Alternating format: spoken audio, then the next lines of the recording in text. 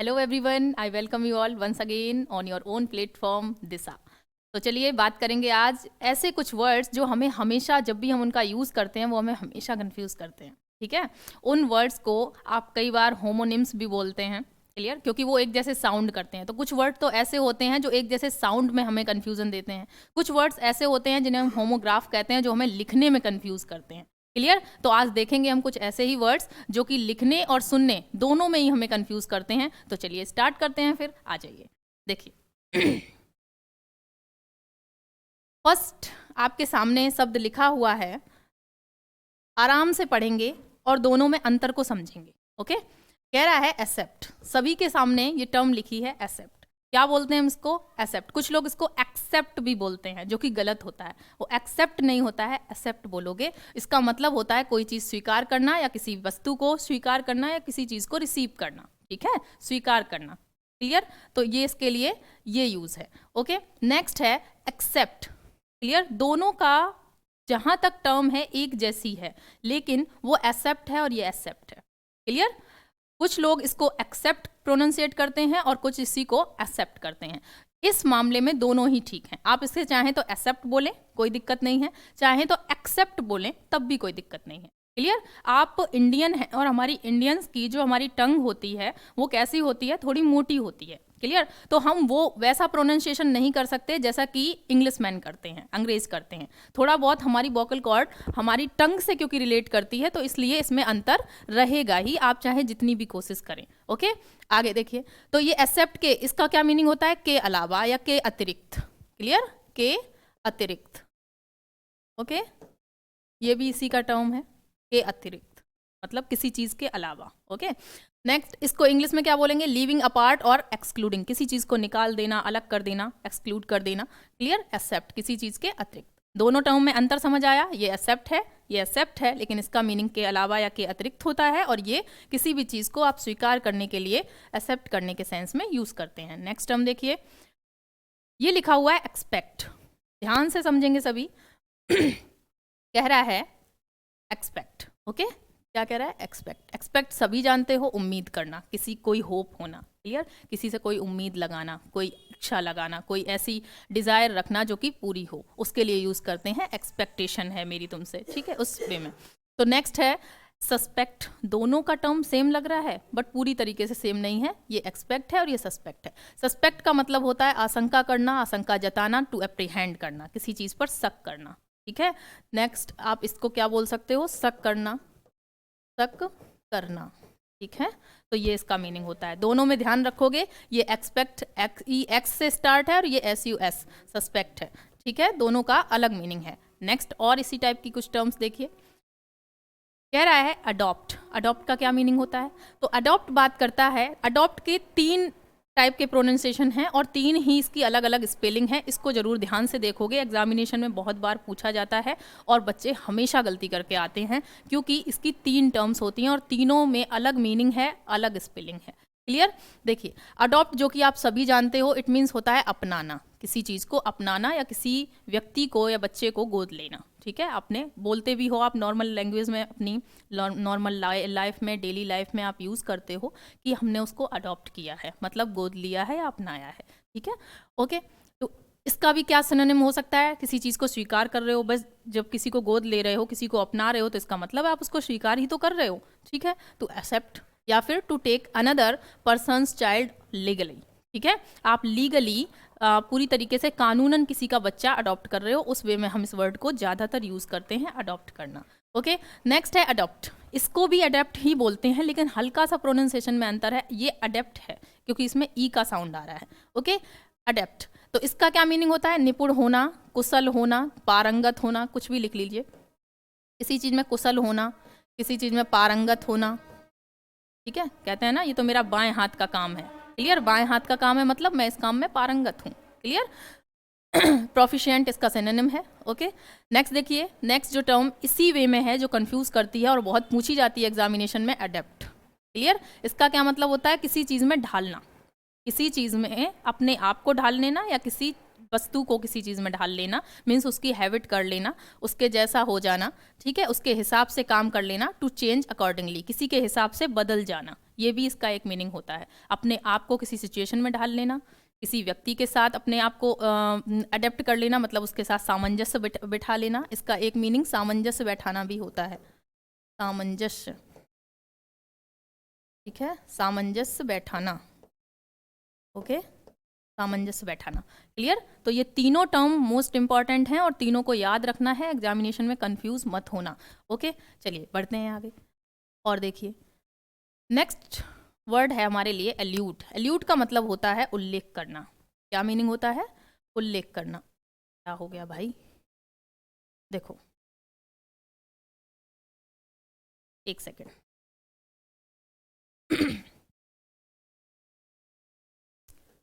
Allude का meaning है उल्लेख करना, ओके। उल्लेख करना मीन्स किसी का उल्लेख करना, किसी को रेफर करना, कहते हैं ना उनका उन्होंने जिक्र किया था, तो उस वे में उल्लेख करना, ओके। जिक्र करना भी आप इसको बोल सकते हैं, ओके। एक इसका ये भी मीनिंग है। एल्यूड मतलब किसी का जिक्र करना, किसी का उल्लेख करना, किसी के बारे में बात करना, ठीक है, किसी को रेफर करना, ओके। नेक्स्ट है एल्यूड। वो एल्यूड था और ये एल्यूड है, ठीक है। तो इसका मीनिंग होता है किसी से बचना, अपने आप को एब्सटेन करना, मतलब किसी चीज़ से स्वयं को बचाना, ओके। तो ये इसका मीनिंग है। दोनों की स्पेलिंग ध्यान रखोगे और मीनिंग भी ध्यान रखोगे। नेक्स्ट बढ़ते हैं। नेक्स्ट वर्ड देखो जो आपको लिखने में हमेशा कंफ्यूज करते हैं, ये वो टर्म है, दोनों एक जैसे दिखते हैं या ऑलमोस्ट सिमिलर हैं, क्लियर।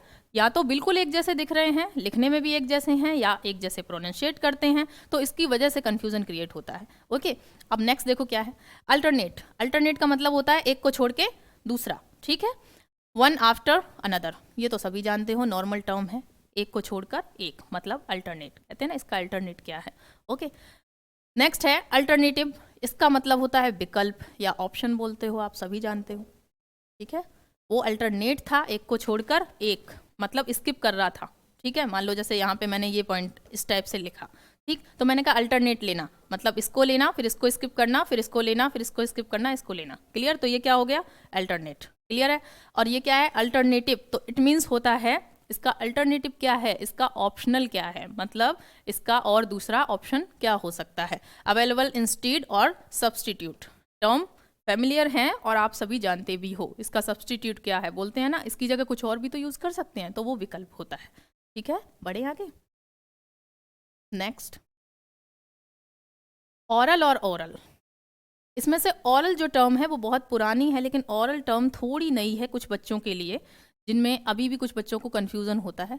देखो आप बचपन से जानते हो ऑरल मतलब मौखिक होता है, ठीक है, मुँह जबानी, जो काम आप लिखित में नहीं ले रहे हो, मुंह से बोल रहे हो। जैसे अभी मैं क्या काम कर रही हूँ, ऑरली ही तो बोल रही हूँ, क्लियर। लिख भी रही हूँ, बात भी कर रही हूँ, बट जो मैं मुंह से वर्ड बोल रही हूँ वो क्या है, मौखिक है, क्लियर। मुंह से लिया गया काम, मतलब शब्दों द्वारा मुंह से उच्चारित करके जब हम शब्द बोलते हैं उसको ही मौखिक कहते हैं, मतलब मुंह जबानी। जैसे हमारा आपका टेस्ट भी होता है स्कूल में कि ऑरल एग्जाम है आज, कौन सा ऑरल, ये वाला ऑरल नहीं, ओरल एग्जाम, ठीक है। ये है ओरल, ओ से प्रोनाउंशिएट करते हैं, मतलब ये वाला ओरल, ठीक है। और ये है ऑरल, उसमें दो मात्राएं हो गई, ऑरल, ऐसे समझ लीजिए। ये ऑरल था और ये ऑरल है, ठीक। तो ऑरल का मीनिंग होता है कान से संबंधित, मतलब सुनाई देना। कान से संबंधित, अब कान क्या काम करता है, सुनने का ही तो करता है। तो ऑरल मतलब लिसनिंग, ठीक है। ये किसका काम कर रहा है, सुनने का काम कर रहा है, मतलब कान से संबंधित। जिस किसी भी शब्द के आगे ये लग जाए तो समझ लेना कुछ ना कुछ सुनने की या कान से रिलेटेड बात हो रही है, मीन्स सुनने की बात है, ठीक है। अब ऑरल है तो समझ लेना मुंह की बात हो रही है, मौखिक बात कर रहा है, ऑरली बात कर रहा है, बात समझ गए। तो इसका मीनिंग होता है वर्बल, वर्बल या ऑरल, बोथ आर सिनोनिम, ठीक है। ऑरल मतलब ऑफ ईयर, ईयर की बात करेगा, ओके। बढ़े आगे। नेक्स्ट देखिए एसेस। एसेस का मतलब होता है पहुंच, अप्रोच, सब जानते हो। दूसरा शब्द इसी के जैसा है, एसेस, ठीक है। इसको कुछ लोग एक्सेस भी प्रोनाउंशिएट करते हैं, एक्सेस। आप एक्सेस कह सकते हो, कोई बड़ा इशू नहीं है। इंडिया में आपको इसके लिए कोई पनिशमेंट नहीं मिलने वाली कि नहीं तुमने गलत प्रोनाउंशिएट कर दिया। आपकी टंग है, आराम से बोलिए, जो मर्जी आता है। देखो अंग्रेजों को कभी हिंदी बोलते सुना है, उनसे घटिया तो हिंदी कोई नहीं बोलता होगा, लेकिन हम तो फिर भी बहुत कुछ इंग्लिश ठीक बोल लेते हैं, बढ़िया बोल लेते हैं, क्लियर। लेकिन उनके जितनी खराब हिंदी कोई नहीं बोलता, लेकिन अब वो कभी इस चीज़ को लेकर गिल्ट फील नहीं करते कि अरे हमें हिंदी बोलनी नहीं आती। क्यों भाई? उनकी मदर टंग नहीं है। जब मदर टंग नहीं है तो बोलनी नहीं आती, क्या दिक्कत है? वहाँ का क्लाइमेट ऐसा नहीं है जिस देश से वो बिलोंग करते हैं कि उनकी जो टंग है वो हमारे जैसी नहीं है, और हमारी जो टंग है, हमारे देश का भी तो क्लाइमेट ऐसा नहीं है कि उनके जैसा हो। क्लियर? तो हमारी भी टंग उनके जैसी नहीं है।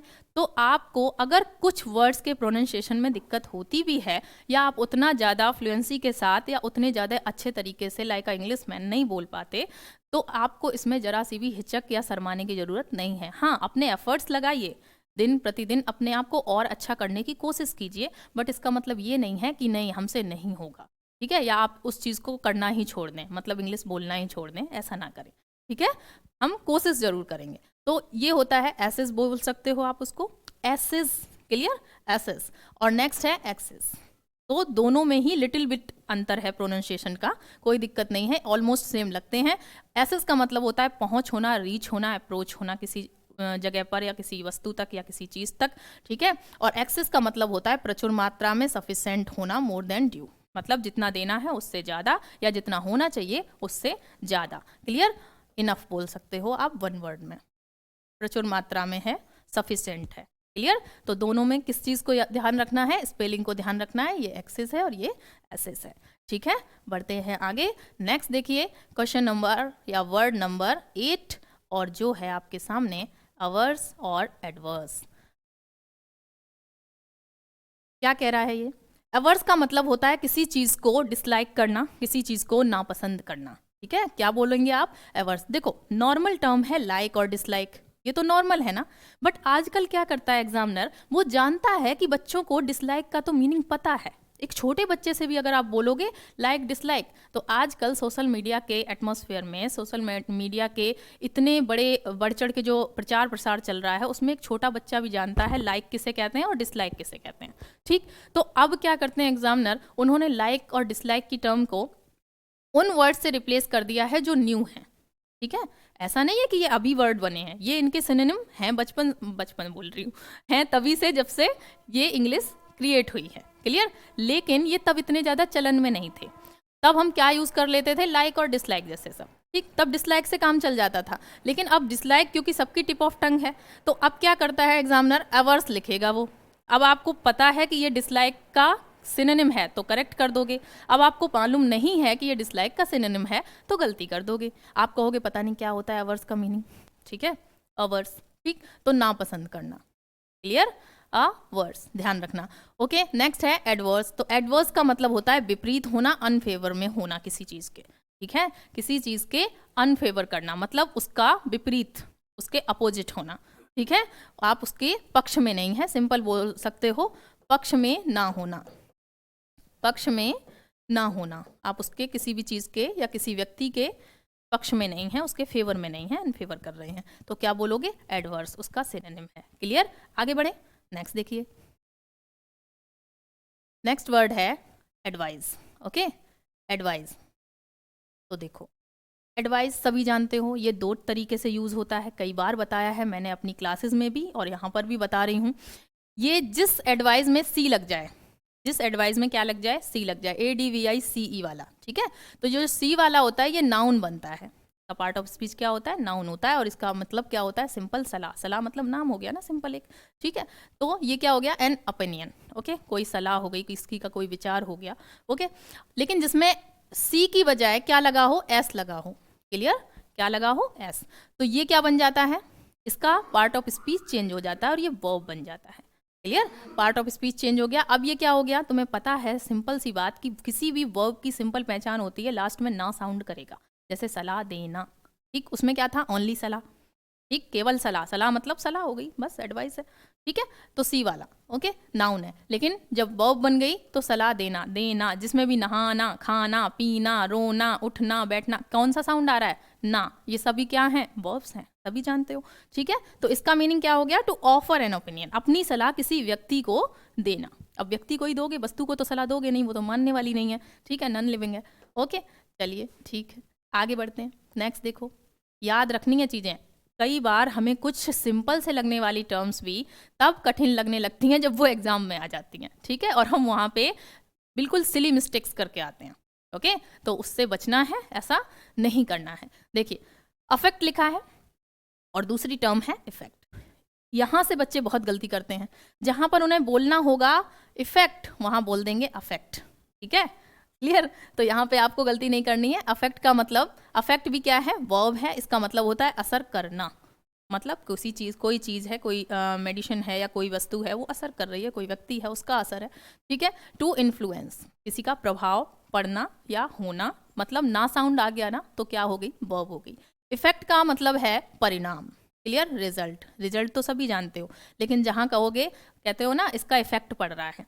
ओके, इफेक्ट और इम्पैक्ट एक टर्म इसी के साथ और भी होती है, इम्पैक्ट। इम्पैक्ट का मतलब भी होता है प्रभाव पड़ना।